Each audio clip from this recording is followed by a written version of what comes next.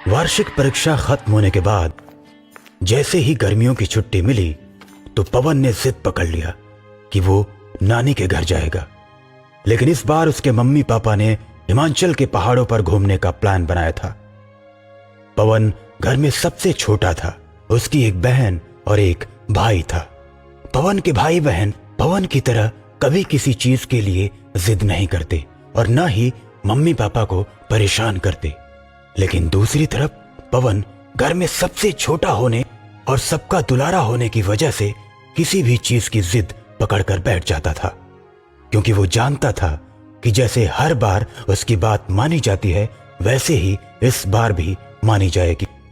Mummy papa के बार बार मना करने के बाद भी पवन नहीं मानता। बेटा पवन, नानी के घर अगले साल चले जाना। नानी का घर तो गांव में है और हम तो पहाड़ों के शहर शिमला जा रहे हैं ना। और देखो, हमने तो 3 महीने पहले ही होटल का टिकट बुक करा लिया था। देखो, अब वो कैंसिल भी नहीं हो सकता। हमारा तो पैसा बर्बाद हो जाएगा ना। जिद छोड़ दो बेटा, गांव में जाकर क्या करोगे? अगली बार चले जाना। पवन के पापा पवन को बहुत समझाते हैं, कई तरह की बातें बनाते हैं, लेकिन उसके ऊपर कोई असर नहीं होता। पापा, आप लोगों को जाना है तो जाइए, मैं तो नानी के घर जाऊंगा तो जाऊंगा। इतना कहकर पवन रोने लगता है। पवन को रोता देख उसके बड़े भाई सुरेश को अपने भाई पर दया आ जाती है। मम्मी पापा, जब पवन नहीं जाना चाहता तो आप लोग क्यों उसके साथ जिद कर रहे हैं? देखिए, मैं उसको नानी के घर पहुंचा कर आता हूं, उसके बाद हम लोग चलेंगे।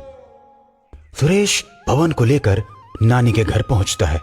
सुरेश और पवन को आया देख उसके नानी नाना ऐसे खुश होते हैं जैसे उनको कोई खजाना मिल गया हो। सुरेश अपने नाना से सारी बात बताता है। अरे कोई बात नहीं सुरेश, अब तुम जाओ और हिमाचल की सैर करो।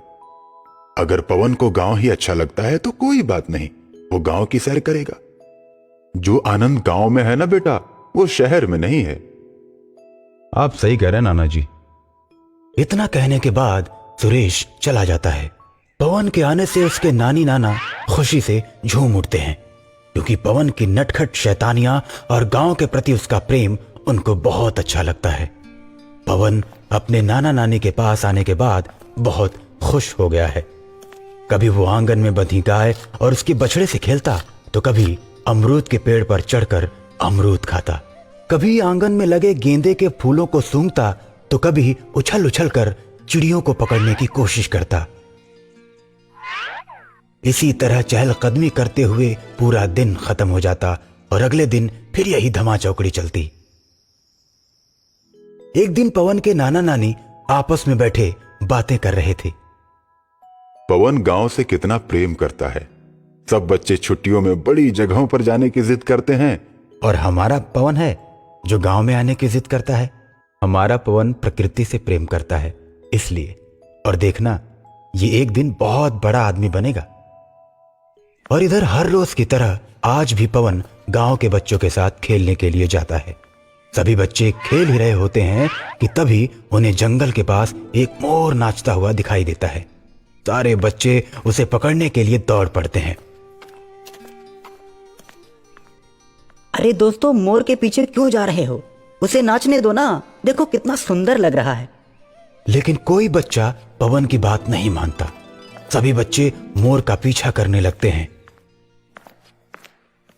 मोर और तेजी से भागते हुए जंगल के अंदर चला जाता है। यह जंगल इतना बड़ा और इतना घना है कि जल्दी इसमें कोई जाता नहीं। लेकिन मोर को पकड़ने की लालच ने बच्चों को जंगल के अंदर जाने पर मजबूर कर दिया। पवन अपने दोस्तों को बार बार मना करता है, लेकिन कोई दोस्त उसकी बात नहीं मानता और अब हार मानकर पवन को भी उनके साथ जाना पड़ता है। मोर कुछ दूर अपने पैरों पर भागता है, लेकिन जब बच्चे उसके करीब पहुंच जाते हैं तो वो उड़कर एक बहुत ही बड़े पेड़ पर चला जाता है। मोर के उड़ जाने से बच्चे निराश हो जाते हैं। दोस्तों, मैंने मना किया था ना कि मोर को मत पकड़ो, उसे नाचने दो, कितना सुंदर लग रहा था, लेकिन तुम लोगों ने उसे भगा दिया। अब चलो जल्दी यहाँ से, नहीं तो मेरे नाना नानी बहुत परेशान हो रहे होंगे। तुम सही कहते हो पवन, चलो चलते हैं। बच्चे जैसे ही घर जाने के लिए मुड़ते हैं वैसे ही उनके कानों में हाथी के बच्चे के चीखने की आवाज आती है। तभी बच्चे डर जाते हैं और इधर उधर भागने लगते हैं, लेकिन पवन सबको रोकता है। अरे दोस्तों रुको, हमें चलकर देखना चाहिए। लगता है कि हाथी का बच्चा किसी संकट में है। अरे नहीं पवन, कौन जाने वहां क्या होगा। चलो हम लोग चलते हैं घर। जब सभी बच्चे घर जाने लगते हैं तो पवन सोचता है कि अब तो मुझे भी घर जाना पड़ेगा, क्यों ना एक कोशिश कर लूं। अरे दोस्तों, जब तुम लोग मोर पकड़ने के लिए जंगल में आ रहे थे तो मैंने मना किया, लेकिन तुम लोगों ने मेरी बात नहीं मानी।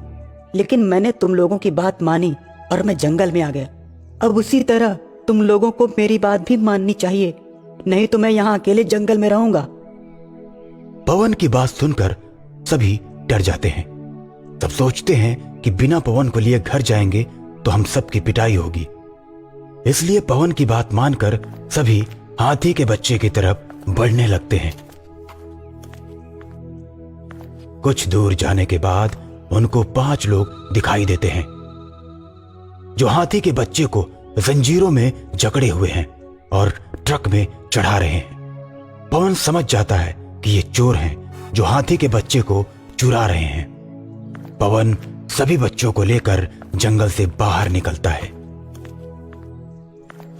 और जंगल के बाहर बने फॉरेस्ट विभाग के ऑफिस में जाकर सारी घटना बता देता है। उसके बाद फॉरेस्ट विभाग की पुलिस आ जाती है और सभी को रंगे हाथों पकड़ लेती है। कुछ दिनों के बाद वन विभाग के अधिकारी आते हैं और सभी बच्चों को सम्मानित करते हैं और पवन को खास पुरस्कार से सम्मानित किया जाता है। पुरस्कार मिलने के बाद पवन के नाना नानी आपस में बातें करते हैं। देखा पवन की नानी, मैंने कहा था ना कि अपना पवन एक दिन बहुत बड़ा आदमी बनेगा। उसके लक्षण अभी से दिखने लगे।